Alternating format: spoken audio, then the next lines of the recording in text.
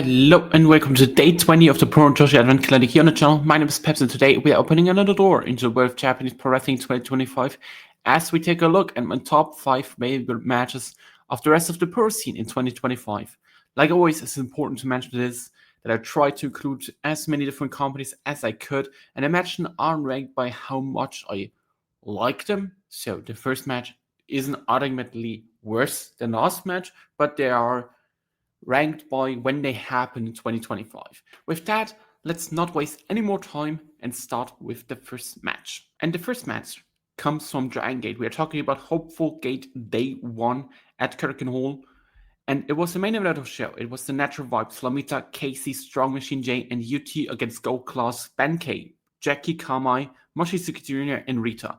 And the match was built around the stipulation with the winner getting Hyo. And funny enough, Hyo is not a good wrestler, and I really don't like Hyo, but it's the best thing he was ever involved, because he gave us this very match. Just 20 minutes of a Curtain Hall Dragon Gate classic, where they just went each other with everything they could.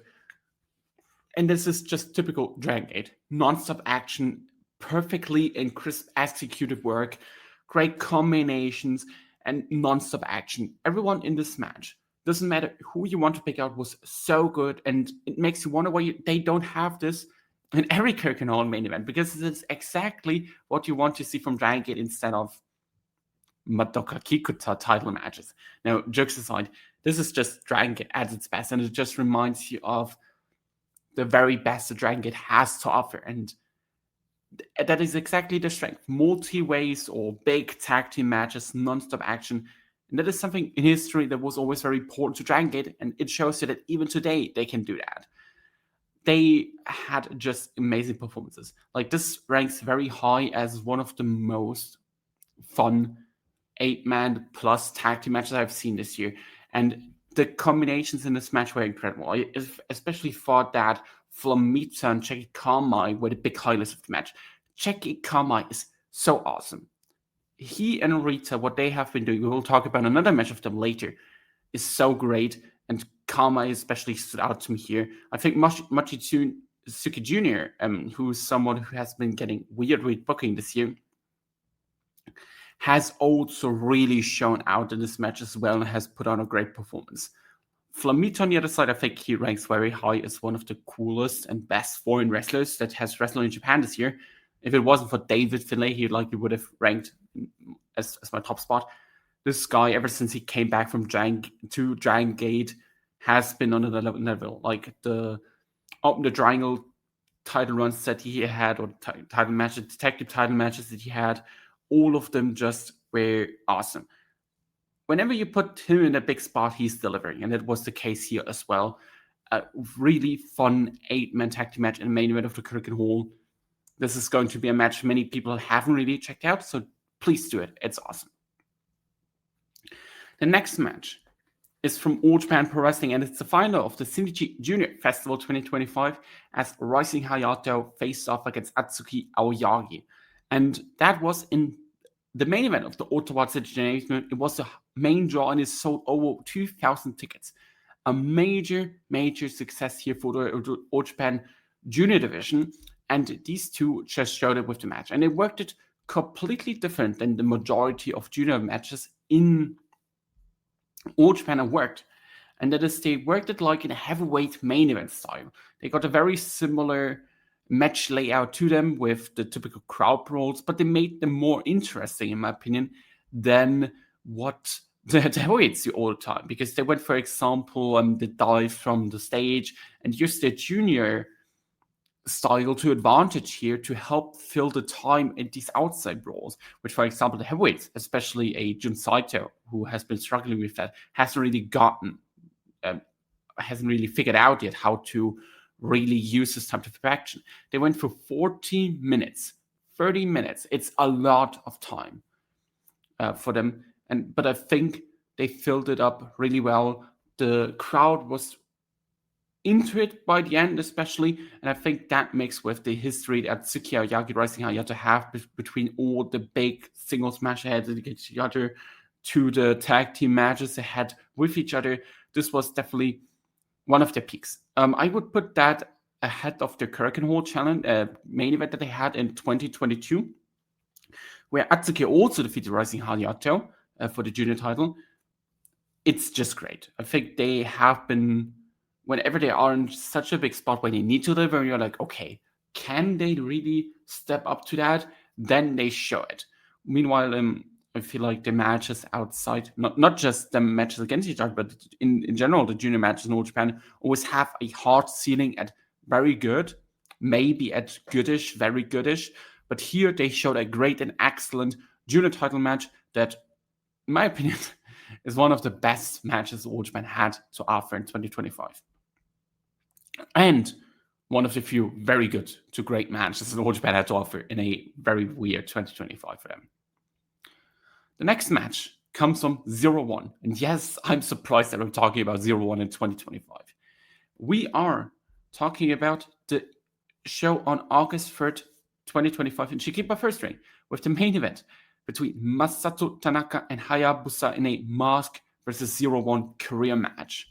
And that was shortly after Hayabusa made his first appearance as the second generation of Hayabusa, where he of course got the mask from the family and everything like that. And he has a lot of pressure on his name because, let's be real, if you need to follow up one of the trailblazers that was stood out with the gimmick and everything like that in such a way, and nobody knows who you are, and you're on a promotion like 0-1 that already is under, okay, this promotion could always die at every single point.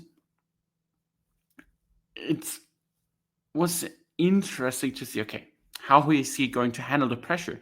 I know what say so far, this match where he put his mask on the line while Tanaka put his 0-1 career on the line, felt like the first time outside of his debut where he felt really, really big.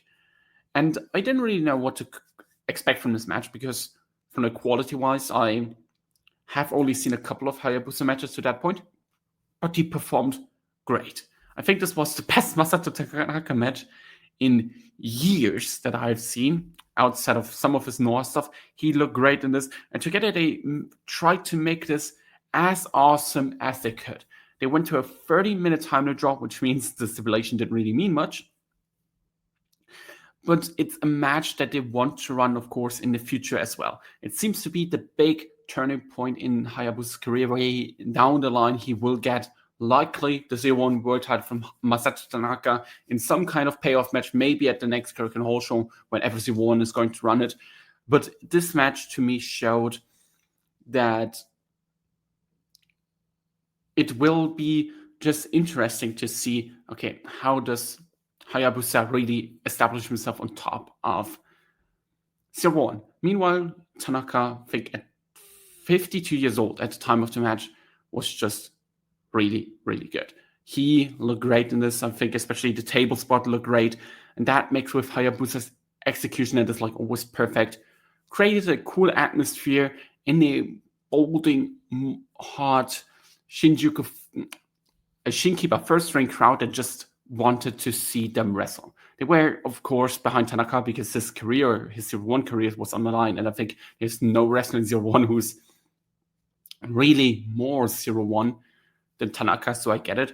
But still, I think both of them did really well. Hayabusa had his first stand-up performance here in this match. The next match I want to talk about is from All Japan Pro Wrestling again. We are talking about the anniversary show on October 22nd, as Kento Miyara defended his Triple Crown Championship against Go Shiozaki. This match had some kind of back history. Back in 2015, Go Shiozaki was the All Japan World Tag Team Champion together with Kento Miyara. They defended the belts a couple of times before Go Shiozaki announced he's leaving All Japan to go back to Noah, and with that, the belts were vacated again, and Kento Miyara at that point was really pissed. Maybe Shu pissed at him, we don't really know it, but you notice, okay, he was really pissed in the promos. But that led to a big thing.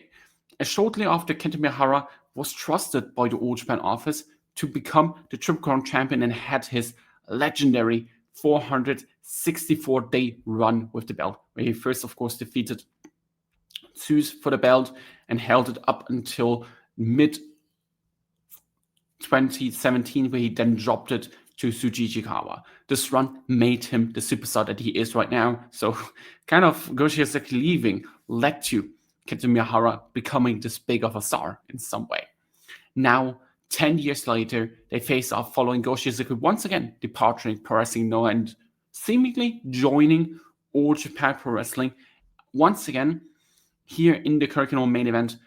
And this was just great. The feud was heated coming into this with a lot of brawls and just both being really pissed at each other, and they just showed that in the match as well. Goshi Ozaki played the perfect outsider coming into Noah, and he felt like a legit threat to Kento Miyahara.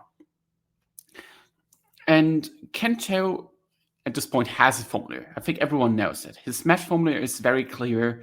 Everyone who watches more than 5 Kento Miyahara matches knows pretty much how his matches play out. But I know formulatic can be an issue, but not with Kento Miyahara. Kento Miyahara's formula is definitely okay. We have seen all of this sometimes, but he's so good at it that I can't really say anything against it. It's similar to Okada at the point where I'm like, yeah, dude, I know what he's doing, but he's Kazuchika Okada-like. So Kento Miyahara and, of course, Kazuchika Okada as well, yeah, one of the best wrestlers in the world. Of course, they make their formulatic style so great that it still stands out. And that's exactly the case with Kento here. He and Goshi Ozaki had great chemistry, a lot of physicality, and great selling that brings down the pace when needed. That was so insane. The drama late in the match with Miyahara's late kickouts always hits like crazy. The crowd was totally into it. In the end, Kento then won the match. A fantastic outing. I really love that. The best Triple Crown match for me this year. Really good match. And then we go to the last match, and they were here talking about, once again, about Dragon Gate. As in the main event of the Dream of Gate of Destiny 2025, The Courage, Dragon Dai, Yuki Yoshioka defended the titles. They opened the Twin Gate titles against Jackie, Karma, and Rita.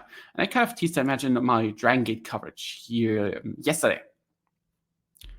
This match is just Dragon Gate. This is, in my opinion, the best Dragon Gate match of the year. I don't care. I normally never say anything like that here, but this is just incredible. It's awesome. These two put everything on the line here and performed of the highest level that you can at tag team wrestling of the entire year. Every single move felt dangerous, important, and was just crisp and just looked to perfection. Jackie, Karma, and Rita. If you haven't seen anything from them, check out their match catalog in 2025. They are awesome. They are one of the best tag teams alive. They are maybe the best tag team in Japan right now in terms of straight up output in 2025. Their year has been great, and that has been now peaking with this big title win over Dragon Dai Yuki Yoshioka, who finally have gotten a great title defense as well.